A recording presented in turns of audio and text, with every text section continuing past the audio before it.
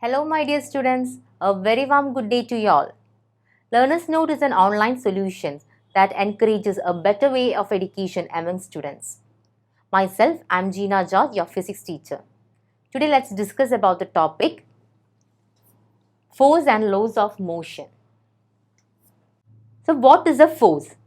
Force is the external effort that you are applying in order to change the state of an object. An object can have either two states. One is state of rest or second one is state of motion.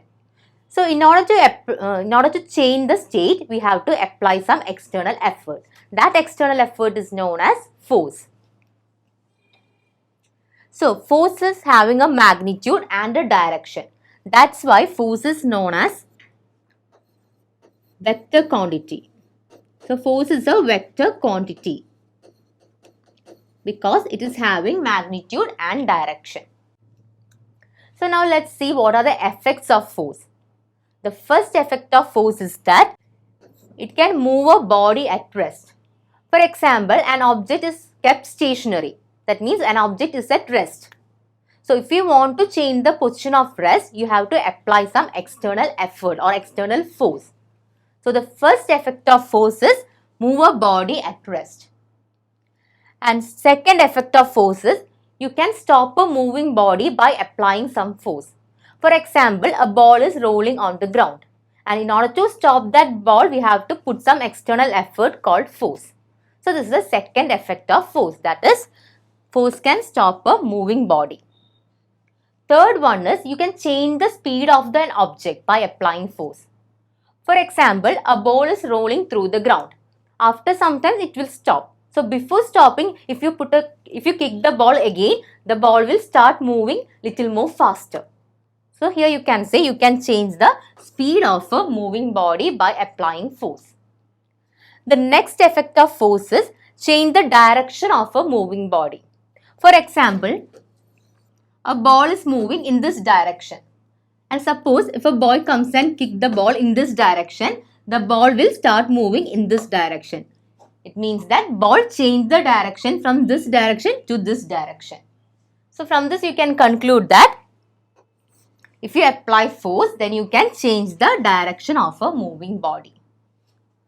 And the last one is you can change the shape and size of a body. For example, consider a spring is attached to a wall like this. Okay, a spring is fixed in the wall like this. And if you pull the spring like this, what happens? The shape of the spring will change. The spring will get stretched and the shape of the spring is changed here. Also the size of the spring also it's get extended. So you can say that by applying force you can change the shape and size of a body. So these are the effects of force. First one is you can move a body at rest, and you can by applying force you can stop a moving body. Third one, by applying force you can change the speed of a moving body. And fourth one, by applying force you can change the direction of a moving body. And the last one is by applying force you can change the shape and size of a object. Now let's see the two classification of force. First one is balanced force and the second one is unbalanced force. Balanced force means two equal forces acting upon a body in the opposite direction. That is known as balanced force. In this example, you can see six children is playing the tug of war. And three of them are pulling the tug this side and three of them are pulling the tug in the opposite direction. So here the force is applied in opposite direction. But the tug will not move because both of them are applying the same amount of force. That is 300 Newton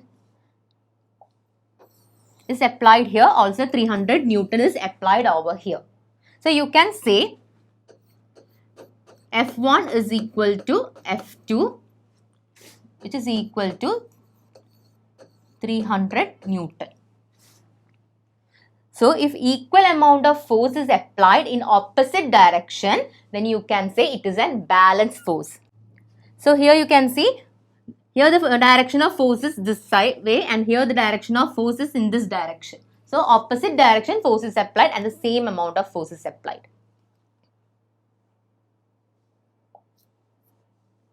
Now let's see what is unbalanced force. If the force is applied in opposite direction and if one force is greater than the other force, then you can say it is unbalanced force. Here two non-equal forces are acting on a body in opposite direction. Here from the picture itself you can see, you can predict who will win the match here. Because in this team there are only 3 persons and in this team there are 4 persons. So obviously they will win because more force is applied in this direction. So they are pulling, so direction of force is this. And here these persons are pulling this side, so the direction of force is in this way. Here two unequal amount of force is applied in both directions. So let F1 be the force applied by this team and F2 be the force applied by this team.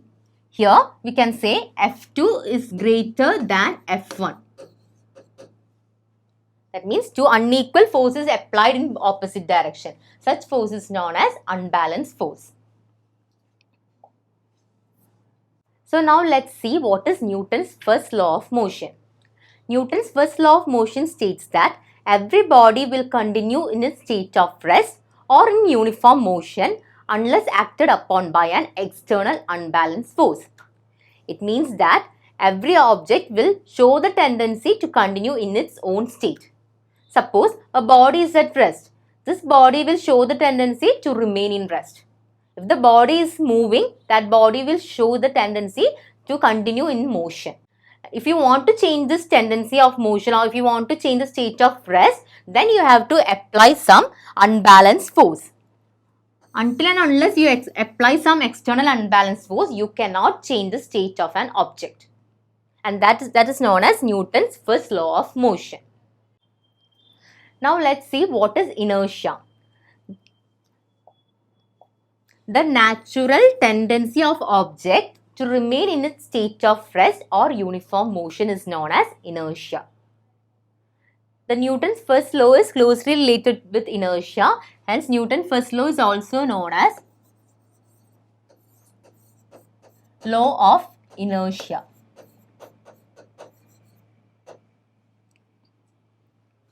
So Newton's first law states that a body will move in uniform motion. Then if we want to change that state and if we want to make the moving object to come to rest, then we have to apply some force. So let me ask you a question. Suppose a ball is rolling on the floor. So after some time the ball will stop by its own. According to Newton's law, if we want to stop the moving object, we have to apply some force. Contradictory for the Newton's law, isn't it? Because the ball is moving after some time without we apply any force, the ball is stopping automatically. Why is it so? That's right, because of the frictional force the ball is stopping.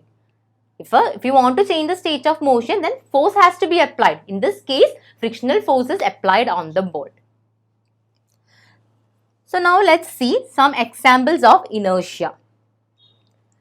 First, imagine on a carom board, the coins are arranged in a pile. And if you are striking the last coin which is placed down, what happens? The coins on the top of the pile will show the tendency to remain in the state of rest. So here, due to the inertia of rest, all the coins which are arranged on the top of the pile will come down. And the lastmost coin only it will move.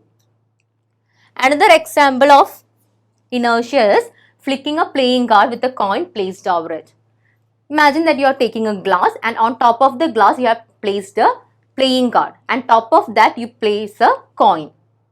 Then if you flick that playing card, what happened? The playing card will go and this coin will go inside the tumbler. This is another example of inertia of rest because this coin exhibits the tendency to remain in the state of rest. Third example is, you are all familiar with this example because imagine that you are traveling in a bus. Okay, so you are in motion. So now you are in a state of motion. So suddenly when the driver applies the brake, you will move forward. Why is it so? It is due to the inertia of motion. You will have a tendency to continue in the state of motion. So suddenly the bus stops. So what happens? You will try to continue in the state of motion. As a result, you move forward. Is it clear? So consider one more example, that you are going to travel in a bus and you are sitting in a bus. Okay, bus is at rest now. So compared to the bus, you are also at rest. So suddenly the bus starts moving. What happened? Your upper part of the body will move backwards because inside the bus you are at the state of rest and you have a tendency to continue in that state of rest. Suddenly when the bus starts, what happened? You try to remain in the state of rest. As a result, you will move backwards. These are some examples of inertia. If you look around, you can find numerous examples of inertia like this. So we understood what a force is. Force is an external effort that we are applying to change the state of rest or uniform motion. Then we discussed about the effects of force. Then we discussed the two types of force, that is balanced force and unbalanced force. If equal amount of force is applying in opposite direction, then it is known as balanced force. If unequal amount of force is applying in the opposite direction, then it is known as unbalanced force. Then we discussed the Newton's first law. The first law states that every body continues in state of rest or uniform motion unless it is acted upon by an external unbalanced force. Then we discussed some examples of inertia. Dear students, I hope you all have understood the concept that we discussed in this video. Learners Note believe in the concept of learn by doing methods, and we have plenty of experiments related to the topics in your syllabus. So keep watching our videos. You can visit us by logging on to www.learnersnote.com. This is Gina, your physics teacher, signing off. Take care and have a blast.